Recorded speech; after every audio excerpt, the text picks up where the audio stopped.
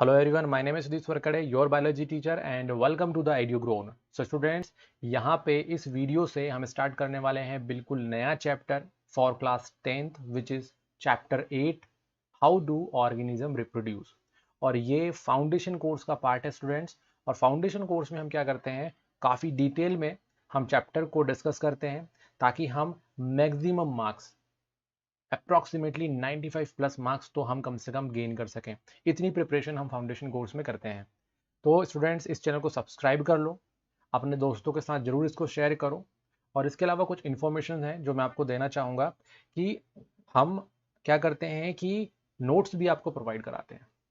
जो नोट्स हैं वो आप हमारी वेबसाइट विच इज़ edugrown.in वहाँ से आपको मिल सकता है। और इस वीडियो में हम स्टार्ट करने वाले हैं इंट्रोडक्शन ऑफ रिप्रोडक्शन। तो चलो लेक्चर 1 बिना देर के यहाँ पे स्टार्ट करते हैं।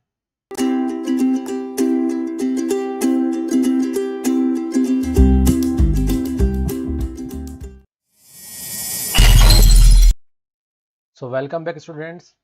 इस वीडियो में हम यहाँ पे रिप्रोडक्शन के बारे में स्टडी करेंगे।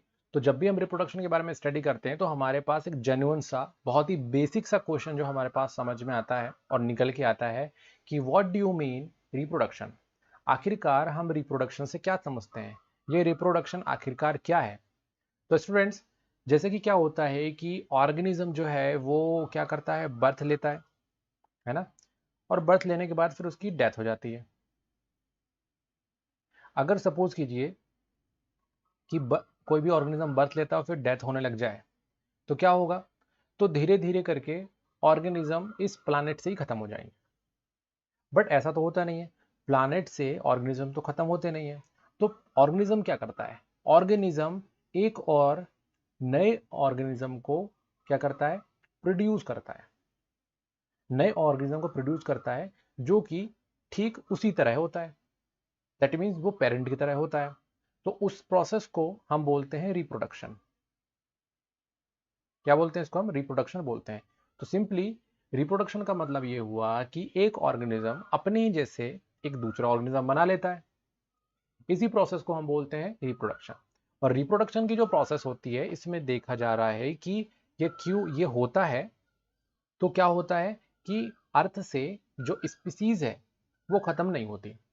तो इस तरीके से हम बोल सकते हैं कि reproduction is the process, reproduction एक प्रोसेस है in which all living organism produce new individual. सभी ऑर्गेनिज्म एक नए इंडिविजुअल को प्रोड्यूस करते हैं जो उनके जैसे ही होता है, मतलब individual of their own kind, है ना। तो ये बहुत ही बेसिक डेफिनेशन हमको यहाँ पे समझ में आ गई। बट यहाँ पे नेसेसरी क्यों है, क्यों जरूरी है रिप्रोडक्शन, तो मैंने अभी आपको बताया कि अगर ये ना रहे तो अर्थ से सारे के सारे ऑर्गेनिज्म क्या हो जाएंगे, खत्म हो जाएंगे। सो reproduction essential for survival of species on this earth.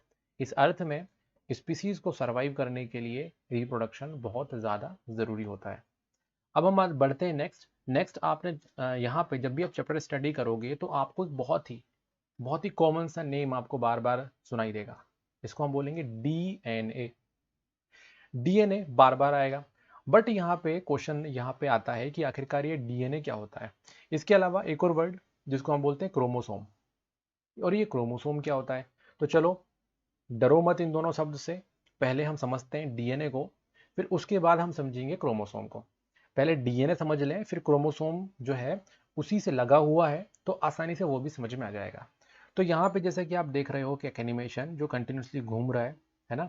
अब ये जो घुमैया है ये आखिरकार क्या है।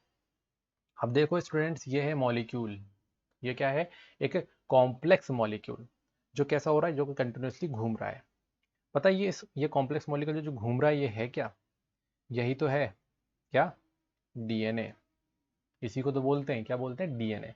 जो हमारी बॉडी के अंदर है, जो ऑर्गेनिज्म की बॉडी के अंदर है। तो ऑर्गेनिज्म की बॉडी के अंदर ये रहता है। तो ऑर्गेनिज्म की बॉडी मतलब क्या, जैसे अगर हम अपनी बात करते हैं तो हम तो बहुत सारी सेल से मिलकर बने हुए हैं और बहुत से ऐसे ही ऑर्गेनिज्म होते हैं जो सिर्फ सेल होते हैं। तो दोनों में ही सेल के अंदर, यह सेल के अंदर ये मॉलिक्यूल होता है। बट कहाँ होता है ये होता है क्रोमोसोम के अंदर। कहाँ पे? क्रोमोसोम। क्रोमोसोम के बारे में भी थोड़ी सी डिटेल दूंगा, पहले हम डीएनए के बारे में समझ लेते हैं। अब डीएनए हमने यहाँ पे स्टडी करना स्टार्ट कर ही दिया है, तो थोड़ा सा डीएनए के बारे में देख लें। डीएनए का फुल फॉर्म क्या होता है?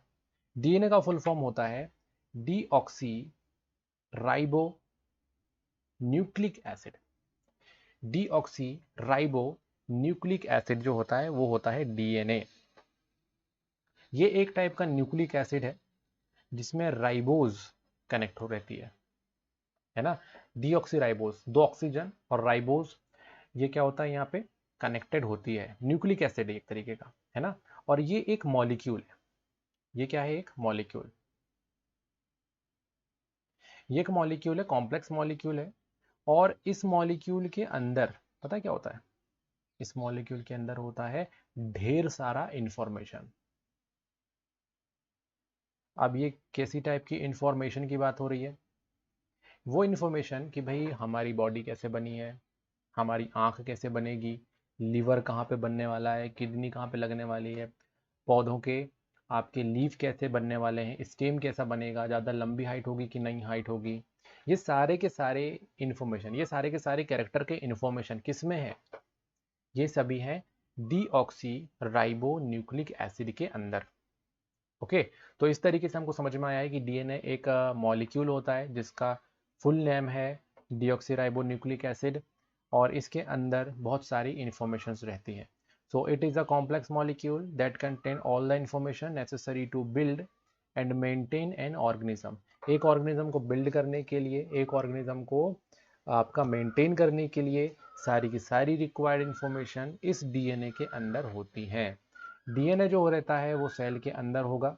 सेल के अंदर कहाँ पे होगा? क्रोमोसोम्स में होगा। अभी हम क्रोमोसोम्स को भी थोड़ा सा स्टडी करेंगे कि क्रोमोसोम दिखाई कैसे देते हैं, कहाँ पे होते हैं वो। डीएनए के पास इंफॉर्मेशन होती है कि वो क्या बना सकता है? प्रोटीन बना सकता है।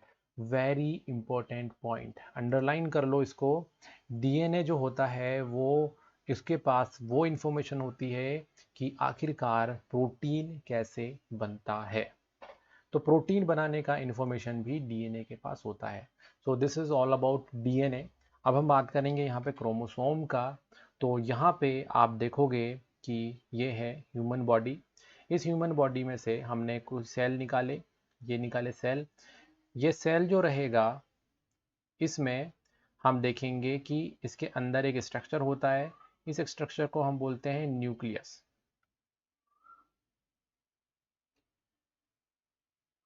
और ये न्यूक्लियस जो है, इसके अंदर आपको कुछ स्ट्रक्चर दिखाई दे रहे होंगे। इन स्ट्रक्चर्स को हम बोलते हैं क्रोमोसोम्स। क्या है ये? क्रोमोसोम्स हैं। अब क्रोमोसोम्स देखो यहाँ पे थ्रेड के जैसे दिख रहे हैं। अब थ्रेड जैसे स्ट्रक्चर दिख रहे हैं आपको, और इस थ्रेड जैसे स्ट्रक्चर को क्या बोल रहे हैं? हम क्रोमोसोम बोल रहे हैं। और इसके अंदर क्या है? ये वही है जो घूम रहा था, डीएनए। ये वही है जो घूम रहा था। तो इस तरीके से आप देखोगे कि डीएनए किस में मिल रहा है हमको? इस स्ट्रक्चर में। इस स्ट्रक्चर का नाम क्या है? Thread like structure which is called chromosome. और ये क्रोमोसोम किसके अंदर है? न्यूक्लियस के अंदर है। और न्यूक्लियस जो है वो किसके अंदर है? सेल में है। तो इस तरीके से आपको एग्जैक्ट लोकेशन समझ में आती है। तो हम यहाँ पे बोल सकते हैं कि डीएनए कहाँ मिलता है? भाई क्रोमोसोम में मिलता है।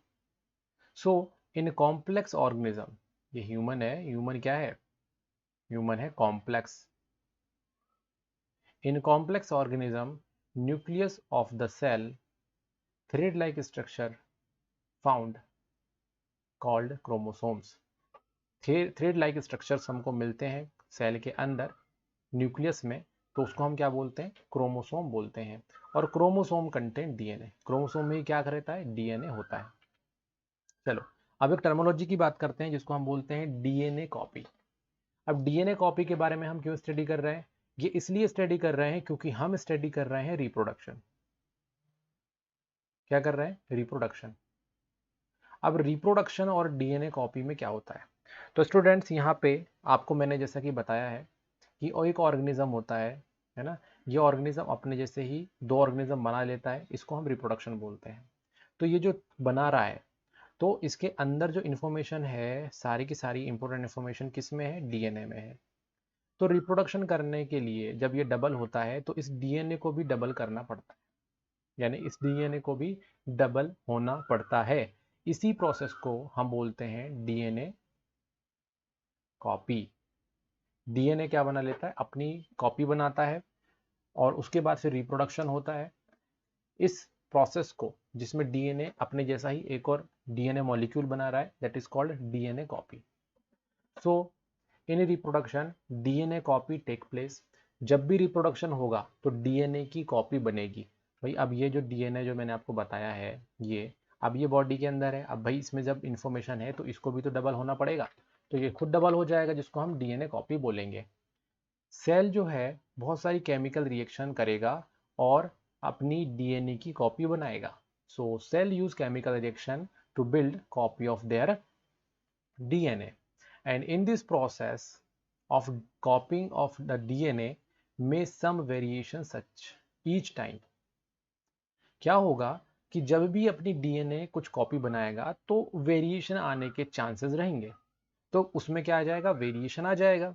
जब भी डीएनए कॉपी होगा तो क्या होगा, कुछ ना कुछ वेरिएशन आने के चांसेस रहेंगे, क्योंकि डीएनए जो होता है थोड़ा सा चेंज हो जाएगा। तो इस तरीके से डीएनए चेंज हो जाता है और फिर उसमें वेरिएशन आ जाते हैं। तो हम बोल सकते हैं कि डीएनए अपनी कॉपी बनाता है तो वो सिमिलर होता है, बट वो आइडेंटिकल नहीं होता। वो सिमिलर हो सकता है बट वो क्या नहीं हो सकता, आइडेंटिकल नहीं होता। तो we can say that DNA copy generated will be similar but may not be identical to the original। अगर हम बात करें यहाँ पे कि जो डीएनए कॉपी होता है उसके क्या इंपॉर्टेंस है, तो यहाँ पे मैं आपको कुछ इंपॉर्टेंस बताता हूँ कि कौन कौन से इंपॉर्टेंस है डीएनए कॉपी से क्या होता है। अगर डीएनए कॉपी करता है तो इसका मतलब ये कि वो एक जनरेशन से दूसरी जनरेशन में ट्रांसफर होगा। So it transfer the character from the parent to offspring. क्योंकि पहले ही मैंने आपको बताया हुआ है कि डीएनए में आपके कैरेक्टर्स के इन्फॉर्मेशंस होते हैं कि भाई हार्ड आपके हैंड कैसे बनने हैं, इसमें 5 उंगलियां ही बननी है, किसी की आईज के कलर्स क्या होने वाले हैं, किडनी कहाँ लगने वाली है, लीवर कहाँ लगने वाले हैं, आपके ब्रेन कहाँ बनने वाले हैं। तो ये सारी इन्फॉर्मेशन, सारे कैरेक्टर्स, इनकी इन्फॉर्मेशन डीएनए में रहती है और डीएनए जब कॉपी होती है तो वही इन्फॉर्मेशन अगली जनरेशन में चली जाती है। तो we can write that it transferring the characters from parent to offspring and it maintain the characteristic of different generation of the species। और अगली जनरेशन से अगली जनरेशन में चला जाएगा, फिर वहां से सारे के सारे कैरेक्टर्स को क्या करेगा, मेंटेन करके रखेगा बॉडी के अंदर। और इसके अलावा क्योंकि डीएनए जब कॉपी होती है तो उसमें वेरिएशन के चांसेस भी रहते हैं, तो वहां पे वेरिएशंस भी प्रोड्यूस हो सकते हैं। अब वेरिएशन का क्या मतलब हुआ, थोड़ा सा डिफरेंस हो जाना। तो थोड़े से अगर डिफरेंस डीएनए में आते हैं तो क्या एडवांटेज हो सकते हैं उसको देख लेते हैं एक बार हम। अगर सपोज करो कि हमारी बॉडी में वेरिएशन आ रहे हैं या किसी दूसरे ऑर्गेनिज्म में वेरिएशन आ रहे हैं तो उसका क्या इंपॉर्टेंस है, क्या महत्व है। तो सबसे पहले तो ये है कि वेरिएशन के कारण जो ऑर्गेनिज्म होता है वो एडॉप्ट कर पाता है। किसके साथ एडॉप्ट कर पाएगा, किसके साथ अपने आप को परिवर्तित कर पाएगा, इन्वायरमेंट के साथ। स्टूडेंट्स, इन्वायरमेंट तेजी से चेंज होता रहता है, इन्वायरमेंट तेजी से चेंज होता रहता है, हमारे आसपास का वातावरण तेज चेंज होता रहता है। तो ज़रूरी है कि हम भी चेंज हो सकें, क्योंकि अगर इन्वायरमेंट चेंज हो गया और हम चेंज नहीं हो पाए तो क्या होगा, तो हम सरवाइव नहीं कर पाएंगे। तो वेरिएशन बहुत ज़रूरी होते हैं। सो हम बोल सकते हैं कि variation help organism to adopt the change in environment. Environment में चेंज हो रहा है उसको अडॉप्ट कर सकें। And it help increase in resistant to disease. अगर कोई सपोज करो एकदम से कोई डिसीज आ जाती है, तो डिसीज आ जाती है तो हमको हमारी बॉडी में भी चेंजेस करने पड़ेंगे। तो यहाँ पे वेरिएशंस आते हैं जिसके कारण हम डिसीज से भी बच पाते हैं, क्योंकि उसके अकॉर्डिंग हम क्या हो जाते हैं, चेंज हो जाते हैं। और अगर बॉडी में चेंजेस आते हैं तो उसको हम बोलते हैं इवोल्यूशन। तो यहाँ पे जो वेरिएशन आ रहे हैं वो एवोल्यूशन में भी कंट्रीब्यूट करेंगे। आई होप अब यहाँ पे आपको थोड़ा समझ में आया होगा कि वेरिएशंस क्या होते हैं। तो हम यहाँ पे बेसिकली रिप्रोडक्शन कंप्लीट कर चुके हैं कि व्हाट इज रिप्रोडक्शन, ये आपको क्लियर हो चुका है। तो अब हम थोड़ा देख लेते हैं कि आखिरकार रिप्रोडक्शन के कौन कौन से टाइप होते हैं। तो रिप्रोडक्शन बेसिकली दो टाइप का होता है। एक को हम बोलते हैं एसेक्सुअल रिप्रोडक्शन और एक को बोलते हैं हम सेक्सुअल रिप्रोडक्शन। रिप्रोडक्शन का मतलब मैंने आपको बताया, एक ऑर्गेनिज्म अपने ही जैसे ऑर्गेनिज्म को रिप्रोड्यूस करता है, पेरेंट की तरह ऑफस्प्रिंग बनाता है, उसको हम बोलते हैं रिप्रोडक्शन। रिप्रोडक्शन एसेक्सुअल और सेक्सुअल दो तरीके का हो सकता है। एसेक्सुअल रिप्रोडक्शन जो होगा उसमें क्या होगा, उसमें आपका गैमिट नहीं बनेगा। क्या नहीं बनेगा? गैमिट नहीं बनेगा। जबकि सेक्सुअल रिप्रोडक्शन में क्या होगा, गैमिट फॉर्मेशन होगा। क्या बनेगा? गैमिट फॉर्मेशन होगा। तो एसेक्सुअल रिप्रोडक्शन जिसमें सिंगल पेरेंट पार्टिसिपेट करता है, एसेक्सुअल रिप्रोडक्शन किसको बोलते हैं? जिसमें सिंगल पेरेंट होगा। और सेक्सुअल रिप्रोडक्शन जिसमें टू पेरेंट होंगे। एक को हम बोलेंगे मेल और दूसरे को हम बोलेंगे फीमेल। तो मेल और फीमेल दो पेरेंट यहाँ पे होंगे सेक्सुअल रिप्रोडक्शन में। दोनों ही क्या बनाएंगे? गैमेट बनाएंगे और गैमेट बना के फ्यूज हो जाएंगे, जिसको हम बोलेंगे सेक्सुअल रिप्रोडक्शन। और ये सेक्सुअल रिप्रोडक्शन में सिंगल पेरेंट होता है और वो गैमेट फॉर्म नहीं करते, इसको हम बोलते हैं एसेक्सुअल रिप्रोडक्शन। इन दोनों ही रिप्रोडक्शन के बारे में हम नेक्स्ट लेक्चर में बहुत ही डिटेल में बात करने वाले हैं। सेक्सुअल रिप्रोडक्शन हम अलग से पढ़ेंगे और एसेक्सुअल रिप्रोडक्शन हम अलग से पढ़ेंगे। तो आई होप आपको ये वीडियो पसंद आया होगा। चैनल को सब्सक्राइब करना मत भूलिए, बेल आइकन पे जरूर क्लिक कीजिए ताकि सारी की सारी इन्फॉर्मेशन आप तक पहुंच सके। हमारी वेबसाइट edugrown.in पे जाके आप नोट्स को डाउनलोड कर सकते हैं। So thanks for watching.